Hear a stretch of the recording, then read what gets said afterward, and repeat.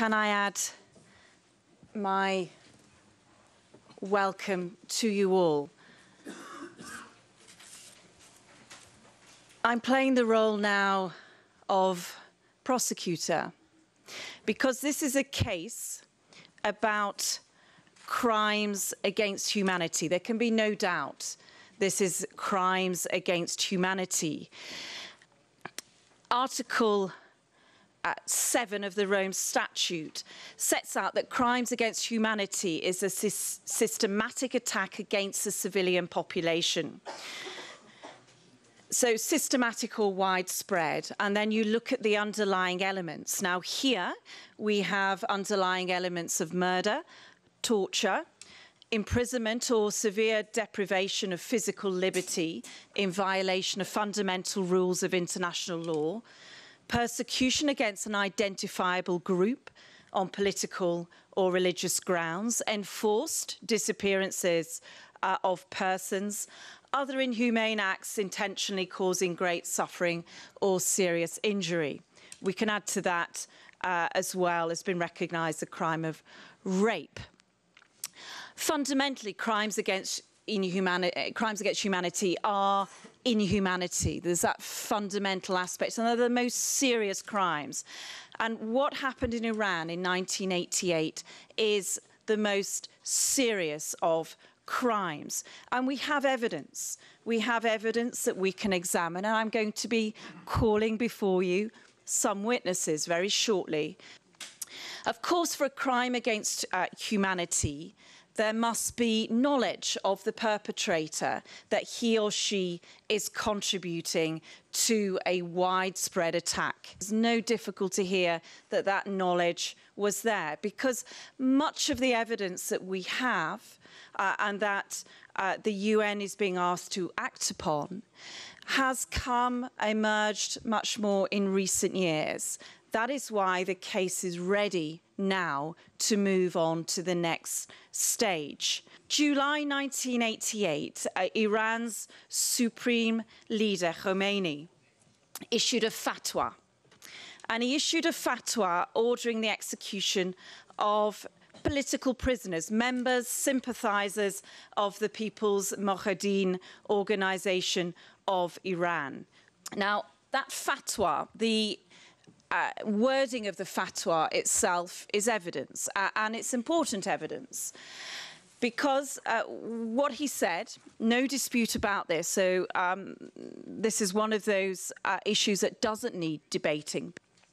It is decreed that those who are in prisons throughout the country and remain steadfast in their support for the Monafekin, probably loosely translates as hypocrites, the Mojahedin, are waging war on God and are condemned to execution.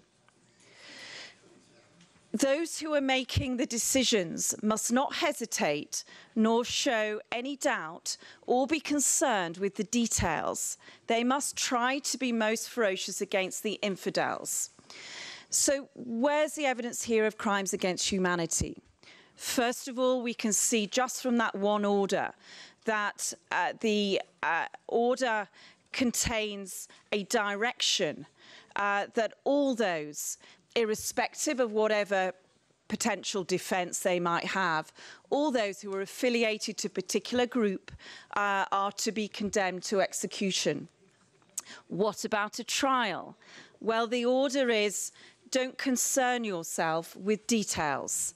So don't concern yourself with the evidence. The execution must occur, so no judicial process.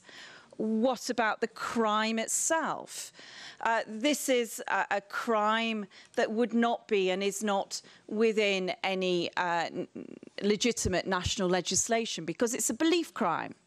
So the order is those who are to be executed are those who have beliefs or have loyalty to a particular grouping, the Mojahedin. And in fact, the fatwa makes it extremely clear because it says, as the treacherous Monafekin, Mojahedin, do not believe in Islam, and what they say is out of deception and hypocrisy, therefore they should be condemned to death. So strong evidence, beliefs, speaking out of deception, hypocrisy, even if true, cannot be a crime, and certainly cannot be a crime justifying any judicial death penalty sentence. So even on the surface of the fatwa, it is really teeming with evidence of crimes against humanity. What evidence is there? Well, there are letters which are in existence. There have been many pronouncements from those who are alleged to be perpetrators, saying they would do it all again. So not only are the various letters and pronouncements not disputed, they are in fact embraced by those who are still in high positions of power in Iran. So we don't have the difficulty of needing to investigate what's a forgery here. We have letters, and also there was an audio tape which was released in August 2016, which was actually recording the discussions which were ongoing into the process of the executions that happened in 1988. So first of all, to the evidence of the letters. Well, even the Chief Justice at the time, who certainly was considered to be a hardliner, but even the Chief Justice at the time questioned the fatwa. The response from the Supreme Leader to the questioning was as follows. So, more evidence. If the person at any stage or at any time maintains his or her support for the Monafekin Mojahedin, the sentence is execution. So pausing there, it's very clear. Support for a belief, support for a political belief, support for an ideology, execution. He goes on in the letter. Annihilate the enemies of Islam immediately. Again, due process, trial, consideration of evidence, representation by lawyer, appeal system, nothing. Immediately. And there's further emphasis in this evidence from this letter. Use whatever criterion that speeds up the implementation of the verdict. Now, all these executions were extremely quick. I'll come on to that, the nature of the killings, the inhumanity of the executions.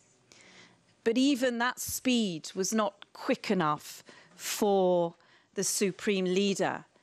There was a direct order there, do whatever it takes to speed up this process. So certainly no room for appeal. I'll come on to the other letters, because many of you will be familiar with also letters from Montazeri, which were published. But his letters are prophetic, and his letters expose further the evidence of the crimes against humanity that were ongoing in 1988. So knowledge of being part of a widespread, systematic execution of people. Well, the audio tape, so this was released on the 9th of August 2016. It appeared on the internet. Again, there's absolutely no doubt that it's genuine. And it was from a discussion between those involved in these executions and the death commissions. And the discussion was on the 15th of August, 1988. How were the executions carried out? Well, amnesty commissions were what they were called, but they very quickly became known as death commissions. And their name is chillingly telling. The hearings such as they were, lasted, it seems from the evidence, around 2 or 3 minutes. And there's been many reports and much evidence of the questions that people were asked before these hearings. Essentially, they included a necessity to renounce loyalty to the Mujahideen.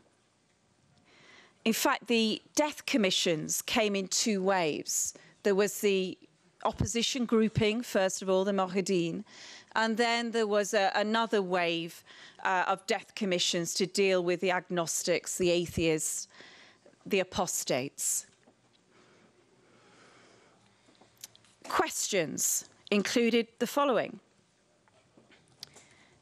Are you willing to put a noose around the neck of an active member of the Munafiqin? Are you willing to clear the minefields for the army of the Islamic Republic? Hesitation? Wrong answer? Or not convincing enough in an answer? So execution.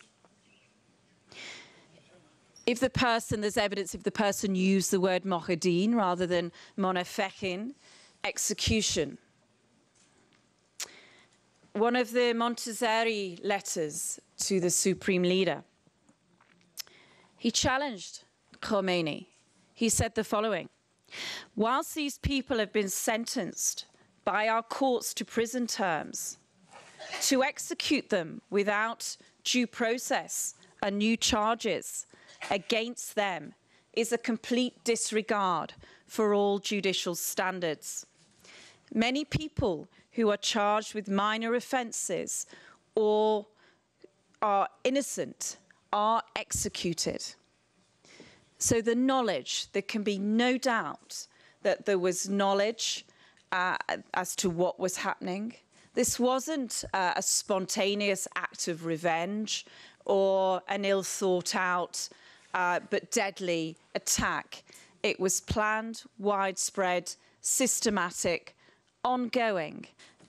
And you will find within, many of you picked up, there's 2 reports on the 1988 massacre in Iran, which are a collation, not just reports, but they're also a collation of evidence. And within the second report, towards the back of the book, page 136, there are the mass graves. And more mass graves have been uncovered in recent years. Or maybe we'll go through, so there's one in Tehran. And maybe we'll go to the next, and the next. Next. Let's do another 2 more. And the next one.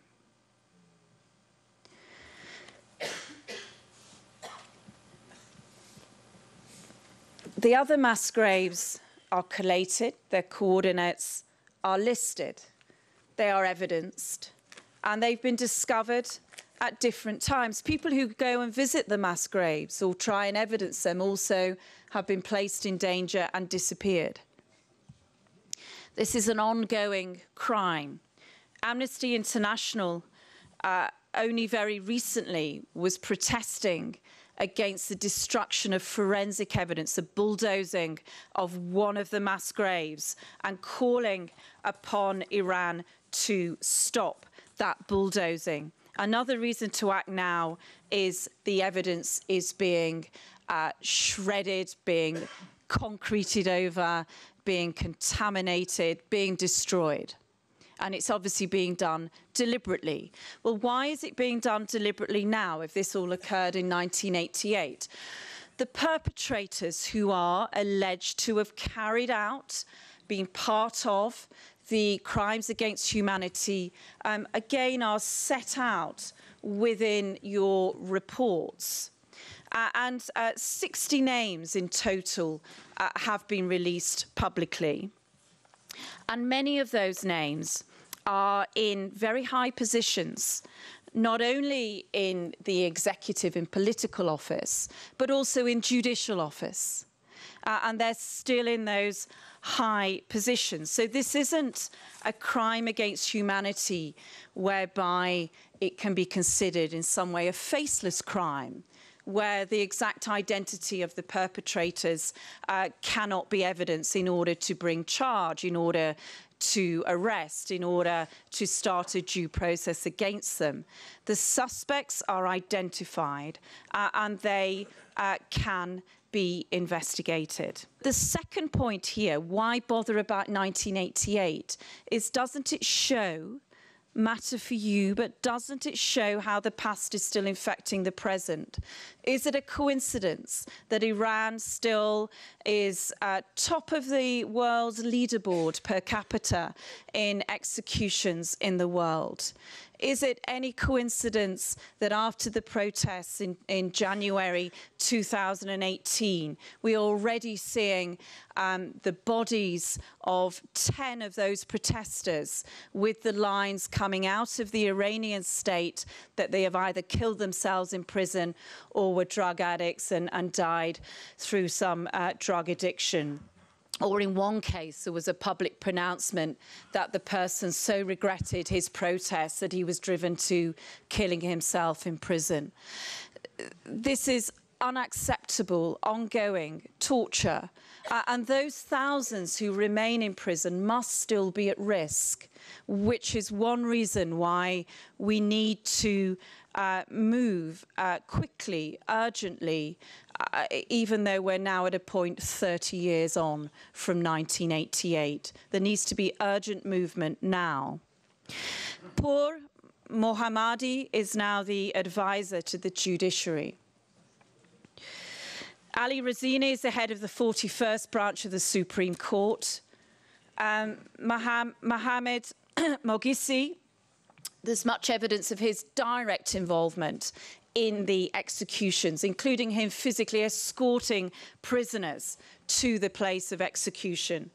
He's president of the 28th branch of the Revolutionary Court. Hossein Ali Nahyan is head of the Supreme Disciplinary Court for judges. So he's in the disciplinary branch of the judges, overseeing the judges. He's vice president of the Supreme Court. I'm going to move now to call some evidence. And I think the witnesses, some are here. So I'm going to ask them to speak to you directly and give evidence in a very brief outline about 1988. But before I do, I'm going to leave you with Montazeri's words from the audio tape released in August 2016. In my view, the biggest crime in the Islamic Republic, for which history will condemn us, has been committed at your hands. And they'll write your names as criminals in history. That is what he said in 1988.